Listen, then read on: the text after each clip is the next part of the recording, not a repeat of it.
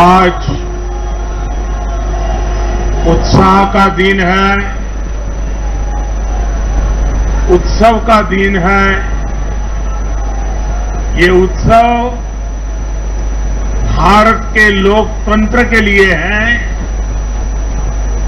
मैं इन चुनावों में हिस्सा लेने वाले सभी मतदाताओं को बहुत बहुत बधाई देता हूं। उनके निर्णय के लिए मतदाताओं का आभार व्यक्त करता हूं।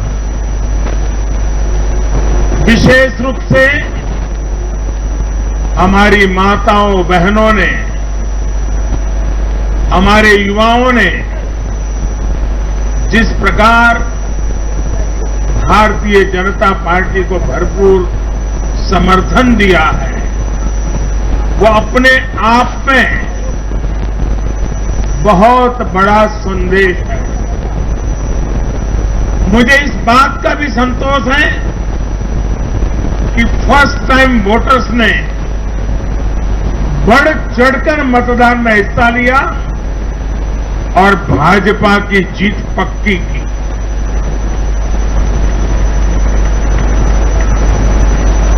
चुनाव के दौरान भाजपा के कार्यकर्ताओं ने मुझसे वादा किया था कि इस बार होली 10 मार्च से ही शुरू हो जाएगी। हमारे कर्मठ कार्यकर्ताओं ने ये विजय ध्वज फहरा करके इस वायदे को पूरा करके दिखाया है।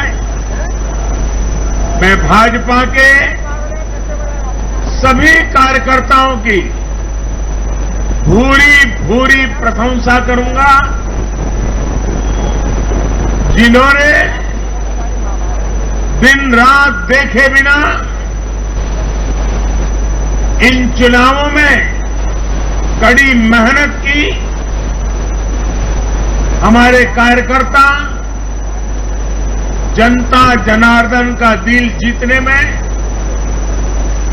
जनता जनार्दन का विश्वास जीतने में सफल रहे और पूरे पार्टी का नेतृत्व जिन्होंने किया, कार्यकर्ताओं ने को जिन्होंने लगातार मार्गदर्शन किया, ऐसे हमारे राष्ट्रीय अध्यक्ष श्रीमान जगत प्रकाश नड्डा जी को भी मैं बहुत बहुत अभिनंदन करता हूं, बहुत बहुत बधाई देता हूं।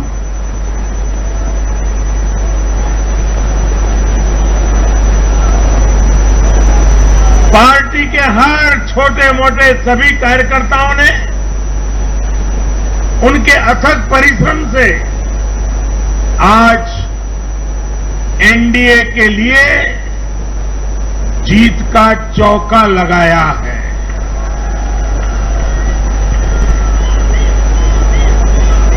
साथियों,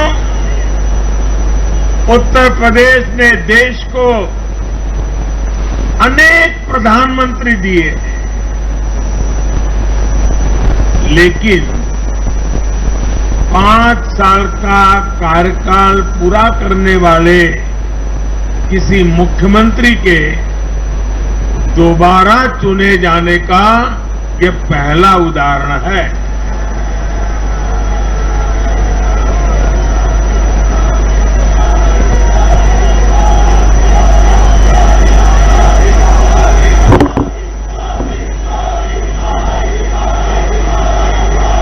अभी नड्डा जी ने विस्तार से बताया, उत्तर प्रदेश में 37 साल बाद कोई सरकार लगातार दूसरी बार सत्ता में आई है। 3 राज्य यूपी, गोवा और मणिपुर में सरकार में होने के बावजूद बीजेपी के वोट शेयर में वृद्धि हुई है।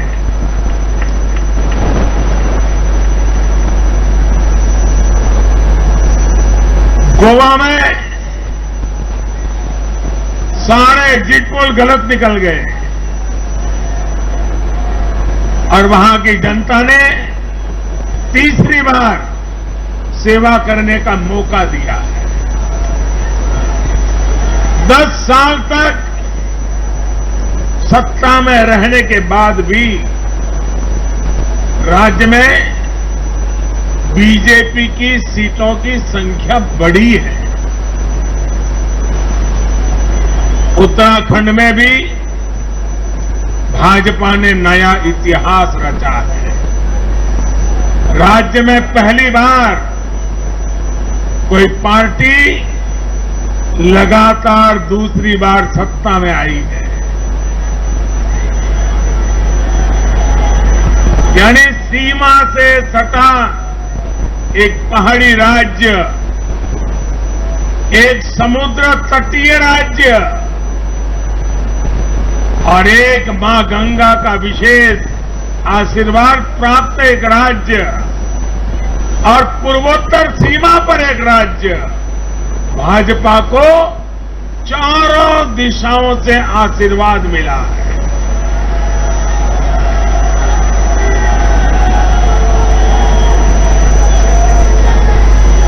इन राज्यों की चुनौतियां भिन्न है,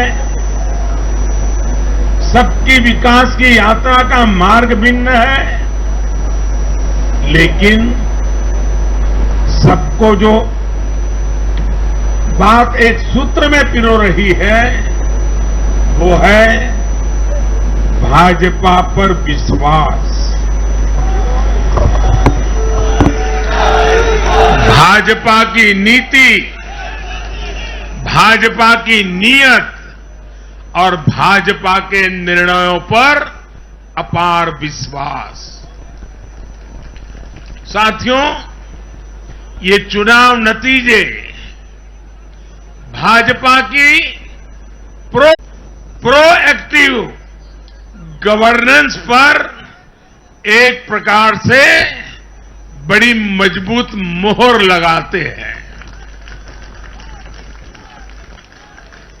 पहले जनता अपने ही हक के लिए सरकार के दरवाजे खटखटाकर थक जाती थी। बिजली, पानी, गैस, टेलीफोन, बहुत बुनियादी सुविधाओं के लिए, सामान्य जरूरतों के लिए सरकारी दफ्तरों के चक्कर काटने पड़ते थे, पैसे देने पड़ते थे। कुछ साधन संपन्न लोगों तक सुविधा पहुंचने के रास्ते अलग थे, पहुंच जाती थी। देश में गरीबों के नाम पर घोषणाएं बहुत हुई, योजनाएं भी बहुत बनी, लेकिन उस योजनाओं का जो हकदार था, जिस गरीब का उस पर हक था, उसके लिए ये हक उसको मिले, बिना परेशानी को मिले, उसके लिए गुड गवर्नेंस, डिलीवरी, इसका बड़ा महत्व होता है। लेकिन भाजपा इस बात को समझती है और मैं लंबे अरसे तक मुख्यमंत्री के नाते काम करके आया हूं, इसलिए मुझे पता है कि आखिरी इंसान की सुविधा के लिए कितनी मेहनत करनी चाहिए। बीते वर्षों में हमने गवर्नेंस डिलीवरी सिस्टम तो बेहतर किया ही, साथ साथ पूरी प्रक्रिया में पारदर्शिता भी लाए हैं। भाजपा गरीब को भरोसा देती है कि प्रत्येक गरीब तक सरकार ने निर्णय किए हुई सुविधाएं जरूर पहुंचेगी। और मैं गरीब के घर तक उसका हक पहुंचाए बिना चैन से बैठने वाला इंसान नहीं।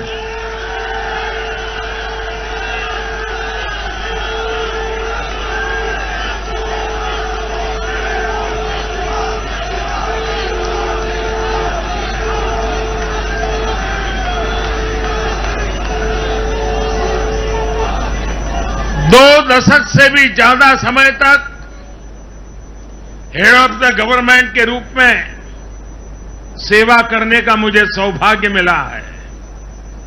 सरकार में कितनी दिक्कतें होती हैं, गवर्नेंस में कितनी दिक्कतें होती हैं, इसको भली भांति जानता हूं। उसके बावजूद भी मैंने एक ऐसी हिम्मत की है, शायद कोई न कर पाए। और वो हिम्मत मैंने लाल किले से 15 अगस्त को मेरे भाषण में उसको व्यक्त किया था। मैंने कहा था कि अब भाजपा को जहां जहां सेवा करने का मौका मिलेगा, हम हर योजना के जो हकदार हैं उनके लिए 100% सैचुरेशन, यानी काम को 100% पूरा करना, हर गरीब तक हर सरकारी योजना का लाभ पहुंचाना, ये 100% की कल्पना करना 2 दशक से ज्यादा समय सरकार का काम करने के बाद मैं कहता हूं, ये बहुत बड़ी हिम्मत की है मैंने। और ये हिम्मत मैंने इसलिए की है कि जब ईमानदारी होती है, नीयत साफ होती है, गरीबों के प्रति करुणा होती है, देश का कल्याण यही जीवन का मंत्र होता है, तो फिर ऐसे निर्णय करने की ताकत पैदा होती है। हम हर गरीब तक पहुंचेंगे, हम हर गरीब तक पहुंचेंगे, 100% लाभार्थियों तक पहुंचेंगे। भाई और बहनों, आज मैं देश की महिलाओं, हमारी बहन बेटियों को विशेष रूप से नमन करता हूं। चुनाव के नतीजों में मेरी इन माताओं बहनों का, बेटियों का बहुत बड़ा योगदान है। ये हमारा सौभाग्य है कि भाजपा को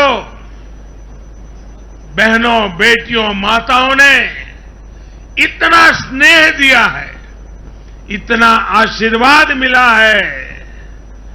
जहां जहां महिला मतदाताओं ने पुरुषों के मुकाबले ज्यादा वोट किया है, वहां बीजेपी को बम्पर जीत मिली है।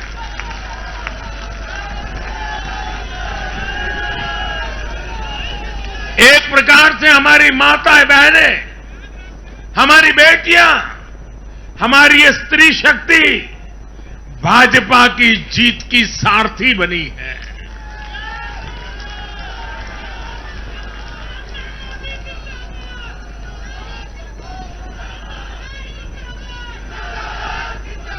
मैं जब गुजरात में था तो कभी कभी कुछ ऐसी घटनाएं हो जाती थी कि लोग चिंता करते थे, मोदी जी आपकी सुरक्षा का क्या, आप चिंता क्यों नहीं करते, अपने आप को क्यों संभालते नहीं हैं। तो मैं एक ही जवाब देता था कि कोटि कोटि माताओं का, स्त्री शक्ति का मुझे सुरक्षा कवच मिला हुआ है।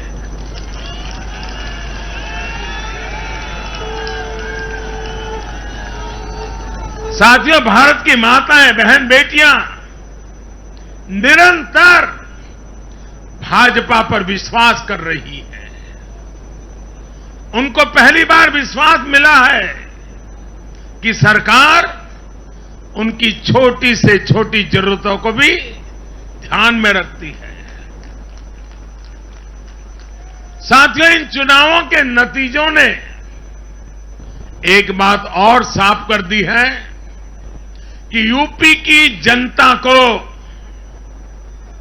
और मैं सभी ज्ञानियों को कहता हूं कि देश की भलाई के लिए अब पुरानी घिसी पिटी रिकॉर्ड छोड़ के जरा नए सिरे से सोचना शुरू कीजिए।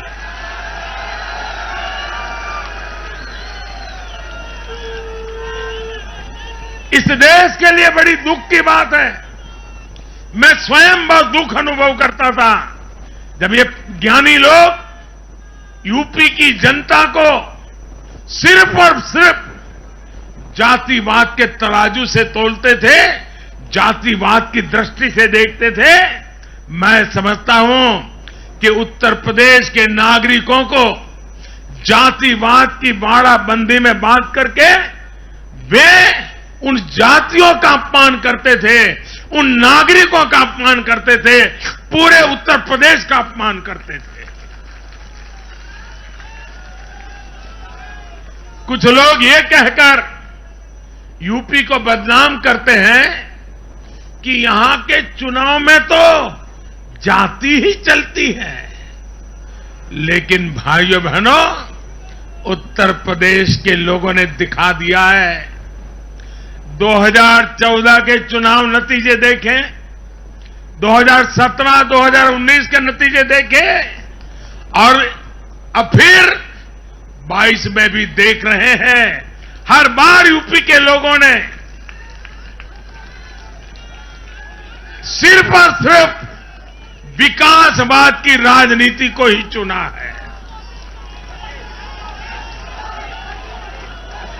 यूपी के लोगों ने इन लोगों को यह सबक दिया है और यह सबक उनको सीखना होगा।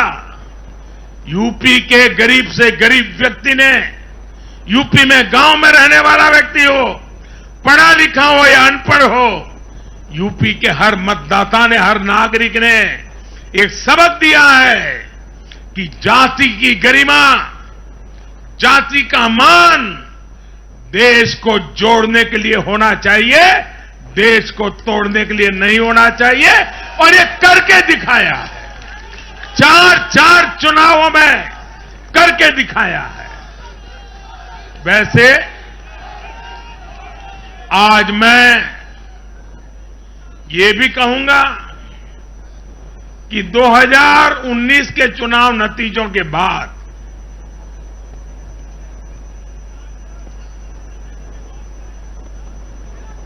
कुछ पॉलिटिकल ज्ञानियों ने कहा था 2019 में जब लोकसभा में हम दोबारा जीत करके आए तो उस ज्ञानियों ने कहा था कि भाई 2019 के जीत में क्या है, ये तो 2017 में ही तय हो गई थी, क्योंकि 2017 में यूपी का रिजल्ट आया था। मैं मानता हूं इस बार भी ये ज्ञानी जरूर कहने की हिम्मत करेंगे कि 2022 के नतीजों ने 2024 के नतीजे तय कर दिए हैं।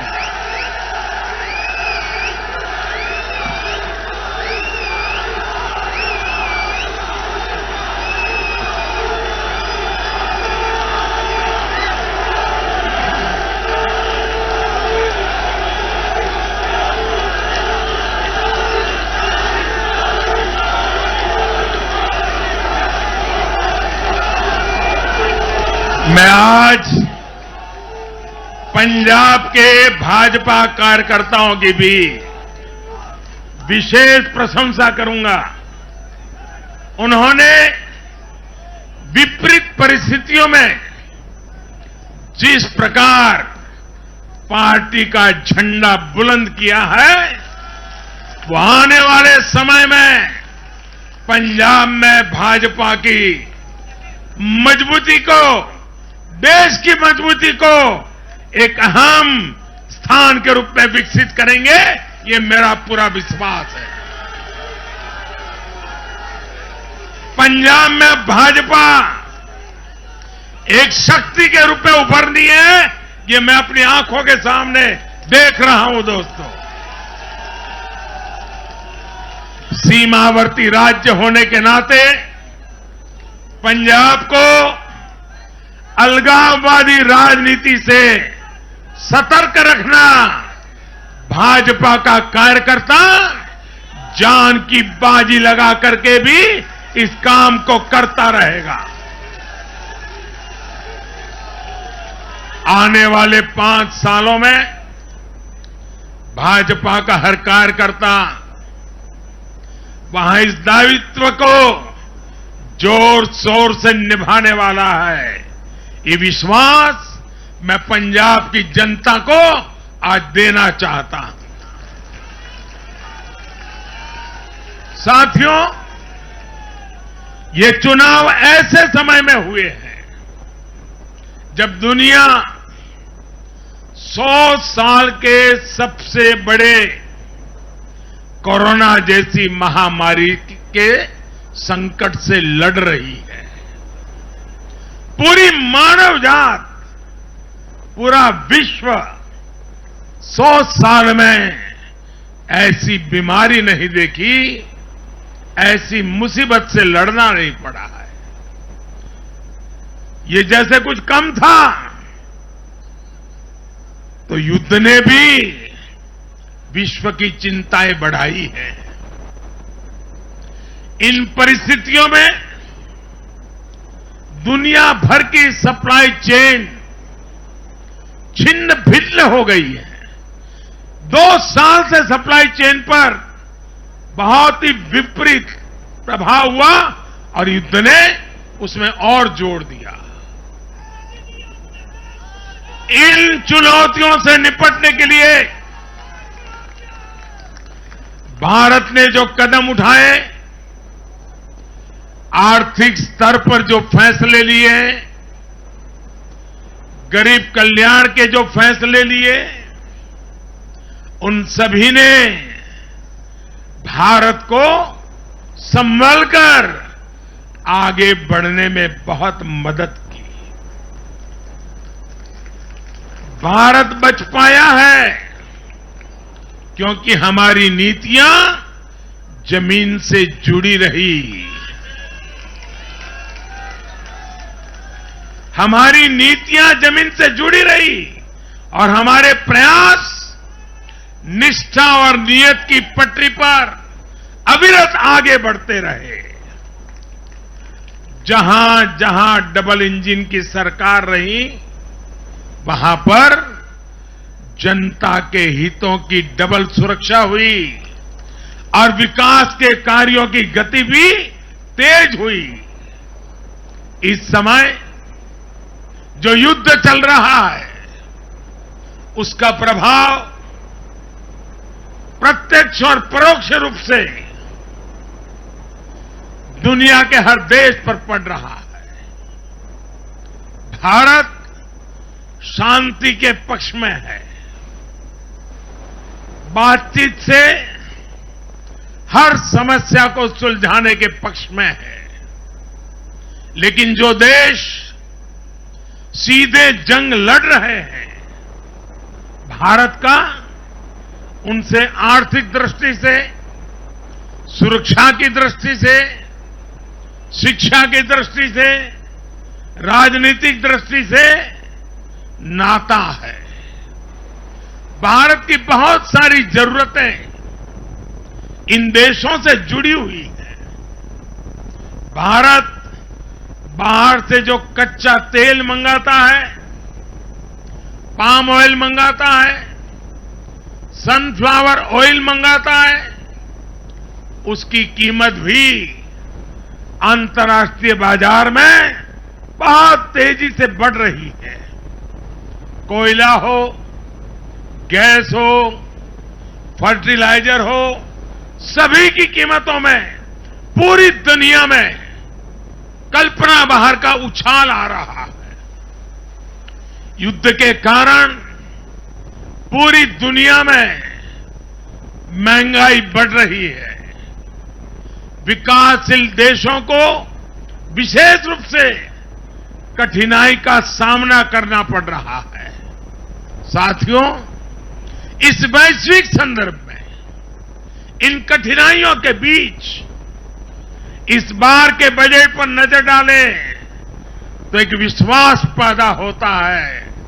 देश आत्मनिर्भर भारत अभियान के मार्ग पर आगे बढ़ रहा है।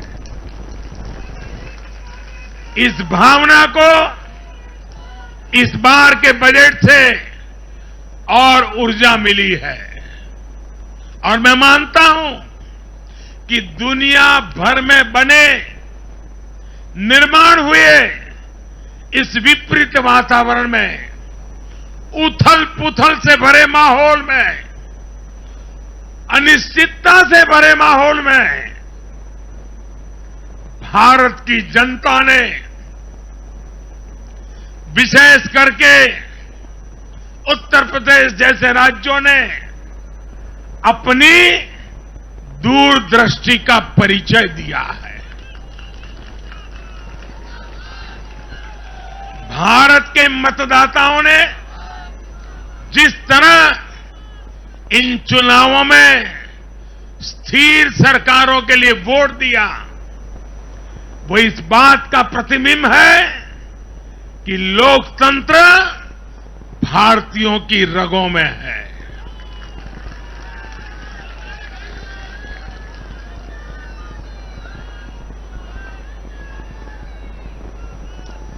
लेकिन भाई और बहनों, आज इस अवसर पर मैं देश के सामने अपनी कुछ चिंताएं भी रखना चाहता हूं। देश का नागरिक तो बहुत जिम्मेदारी के साथ देश के हित में अपना काम कर रहा है। जब भी उसको अवसर मिलता है वो जिम्मेदारी के साथ पेश आता है। देश का सामान्य नागरिक राष्ट्र निर्माण में जुटा है, लेकिन हमारे यहां कुछ लोग लगातार राजनीति का स्तर गिराते जा रहे हैं। कोरोना के इस समय में भी हमने देखा है कि इन लोगों ने देशवासियों को गुमराह करने की लगातार कोशिश की। वैक्सीनेशन के हमारे प्रयासों की दुनिया प्रशंसा कर रही है, लेकिन इस पवित्र कार्य पर, मानवता के कार्य पर, सेवा के कार्य पर, भारत की वैक्सीन पर भी सवाल उठाए गए। दुर्भाग्य की बात है, जब यूक्रेन में हजारों भारतीय विद्यार्थी, हमारे छात्र, हमारे नागरिक फंसे हुए थे, तब भी देश का मनोबल तोड़ने की बातें हो रही थी। जो वहां फंसे थे उनके परिवारों की चिंता बढ़ाने का काम हो रहा था। ये लोग उन बच्चों में असुरक्षा की भावना बढ़ा रहे थे, यहां उनके परिवार वालों की चिंता बढ़ा रहे थे। इतना ही नहीं, इन लोगों ने ऑपरेशन गंगा को भी प्रदेशवाद की बेड़ियों में बांधने की कोशिश की।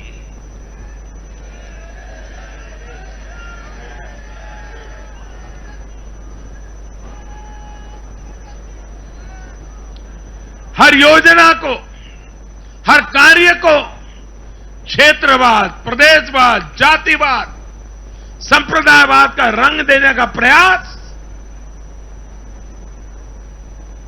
भारत के उज्जवल भविष्य के लिए बहुत बड़ी चिंता का विषय है। साथियों, इन चुनावों में मैंने लगातार विकास की बात की। गरीबों को घर, गरीबों को राशन, वैक्सीन, आधुनिक इंफ्रास्ट्रक्चर, हर विषय पर भाजपा का विजन लोगों के सामने रखा। इसके साथ ही जिस एक बात पर मैंने सबसे ज्यादा चिंता जताई थी वो थी गौर परिवारवाद। मैंने राज्यों के लोगों को बताया कि कैसे मैं किसी परिवार के खिलाफ नहीं हूं, न ही मेरी किसी की व्यक्तिगत दुश्मनी है। मैं लोकतंत्र की चिंता करता हूं और मैं सभी ज्ञानियों को कहता हूं, जरा लोकतंत्र के तराजू पर इन चीजों को तोल के देखो।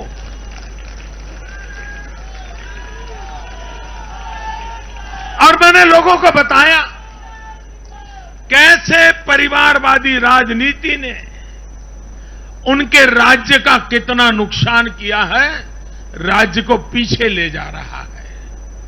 और मुझे खुशी है कि मतदाताओं ने इस बात को समझते हुए भी इस चुनाव में अपना वोट दिया है, लोकतंत्र की ताकत को मजबूत किया। साथियों, ये लगातार बहस बहुत जरूरी है। भारत जैसे लोकतंत्र में और देश को जिस ऊंचाई पर ले जाना है उसको ध्यान में रखते हुए जिन मुद्दों को मैं उठा रहा हूं उसको निरपेक्ष भाव से बहस होना जरूरी है। भारत में परिवारवादी राजनीति का, ये मेरे शब्द लिख करके रखिए दोस्तों, एक न एक दिन ऐसा आएगा जब भारत में परिवारवादी राजनीति का सूर्यास्त ये देश के नागरिक करके रहेंगे।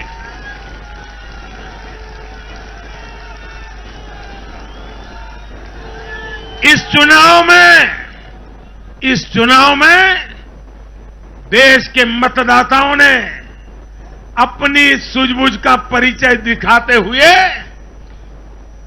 ये क्या होने वाला है इसका इशारा कर दिया है।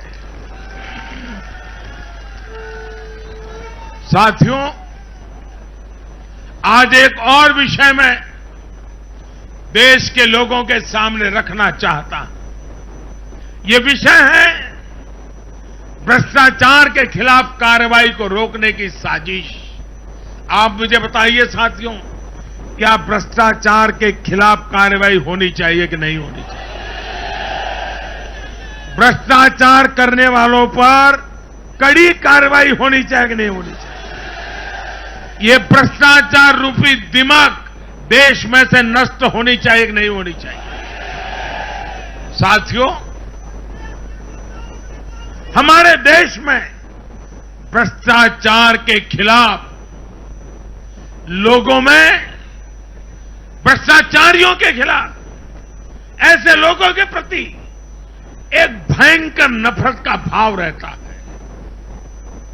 देश की गाढ़ी कमाई को लूटकर अपनी तिजोरी भरने की ये प्रवृत्ति कुछ लोगों की पहचान के साथ जुड़ गई है।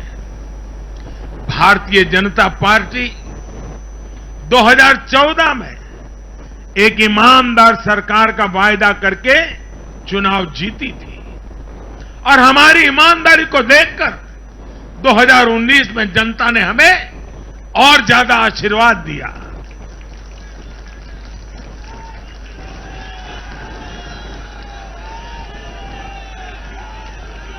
और देश हमसे अपेक्षा करता है कि मोदी जी, आपकी सरकार सिर्फ प्रामाणिक रहे इतना इनफ नहीं है।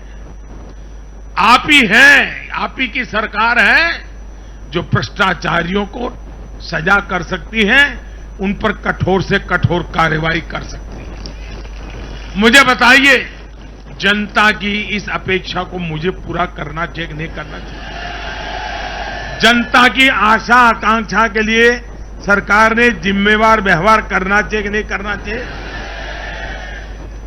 लेकिन आज हम देख रहे हैं जो निष्पक्ष संस्थाएं हैं, जो पूरी तरह इंडिपेंडेंट हैं, वे अगर भ्रष्टाचार के खिलाफ कार्रवाई करते हैं तो ये लोग और उनका पूरा इकोसिस्टम अब भ्रष्टाचारियों की रक्षा करने के लिए उन संस्थाओं को बदनाम करने के लिए मैदान में आ गए हैं।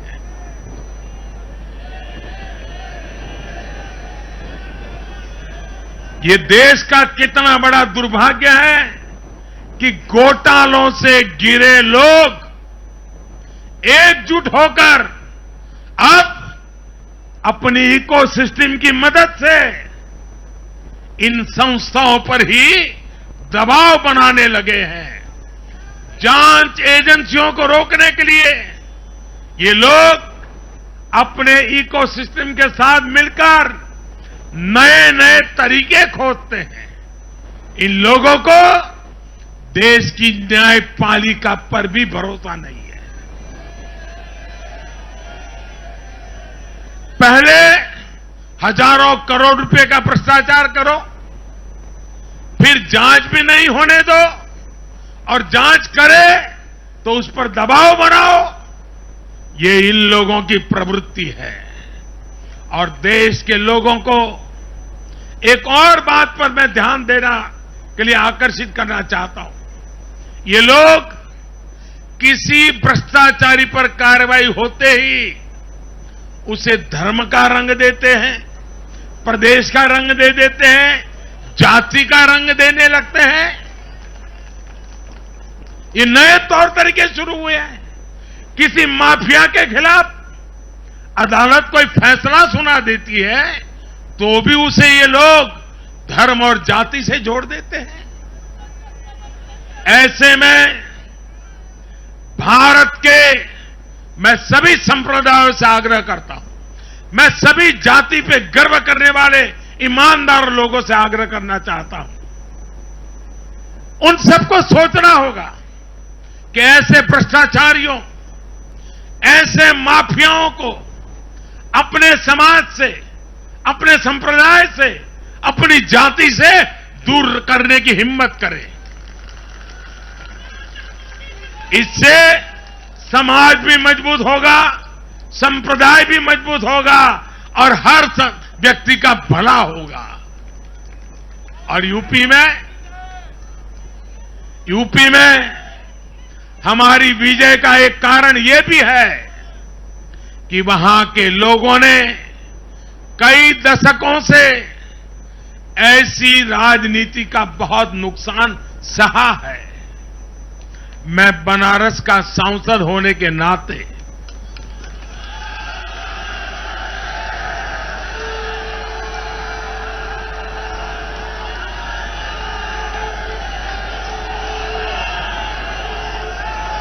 यूपी के लोगों के प्यार और आशीर्वाद ने मुझे भी यूपी वाला बना दिया।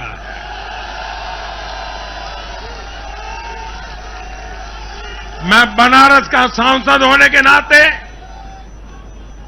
मेरे अनुभव से कह सकता हूं, यूपी के लोग ये बात समझ चुके हैं कि जाति को बदनाम करने वालों से, संप्रदाय को बदनाम करने वालों से अब दूर रहना है और राज्य के विकास को ही सर्वोच्च प्राथमिकता देनी है।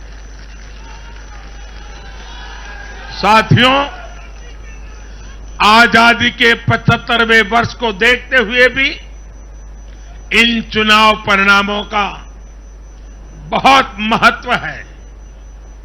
भारत आजादी के अमृत काल में प्रवेश कर रहा है। ये चुनाव परिणाम आने वाले 25 वर्षों के हमारे राष्ट्रीय संकल्पों के प्रति देश के मिजाज को, देश के मूड को प्रतिबिंबित करते हैं। यहां से हम दो पटरियों पर एक साथ तेजी से काम करने वाले हैं।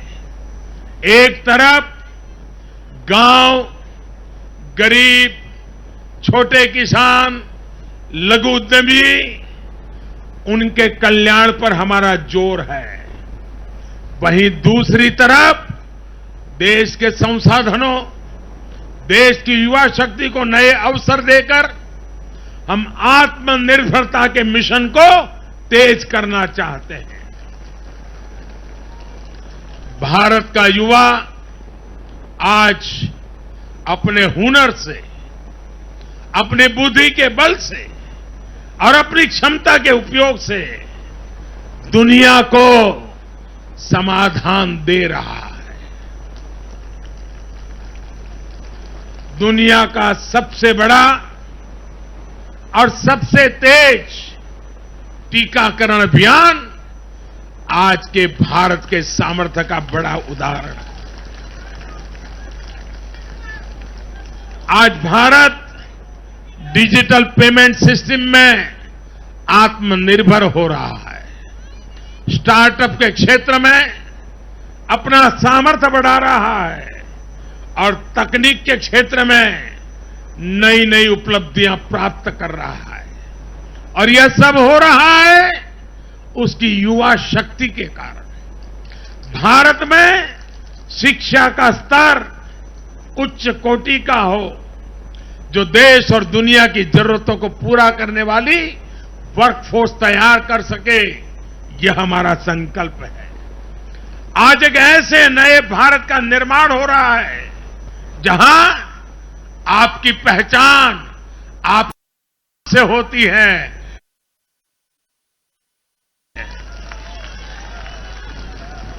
मुझे विश्वास है सबका साथ, सबका विकास, सबका विश्वास और सबका प्रयास के मंत्र पर चलते हुए हम अपने अपने राज्यों को नई ऊंचाई पर लेके जाएंगे। जब देश के हर राज्य का विकास होगा तो देश का भी विकास होगा। और मुझे तो मैं गुजरात में इतने साल काम किया, दिल्ली में सरकार भारतीय जनता पार्टी को अच्छा मानने वाली सरकार नहीं थी।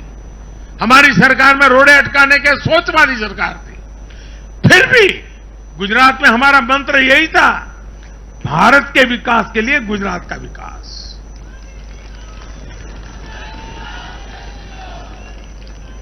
साथियों, हमें जुट जाना है, एक पल भी गंवाना नहीं है।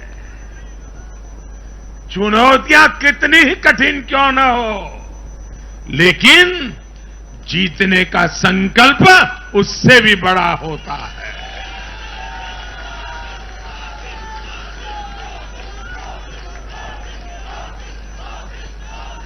बड़े संकल्पों के साथ, बड़े सपनों के साथ ऊंची सी ऊंची ऊंचाइयों को पार करने के इरादे के साथ देश को आगे बढ़ाना है। साथियों, इतना बड़ा भव्य विजय भारत के उज्जवल भविष्य की गारंटी है। मैं एक बार फिर भारत के उज्जवल भविष्य के लिए ये जो निर्णायक मतदान किया है, इसलिए हमारे मतदाता अभिनंदन के बहुत अधिकारी है। आइए दोनों हाथ ऊपर करके तालियों के गड़गड़ाहट के साथ सभी मतदाताओं का अभिनंदन करें, मतदाताओं का आभार व्यक्त करें, मतदाताओं का गौरवगान करें।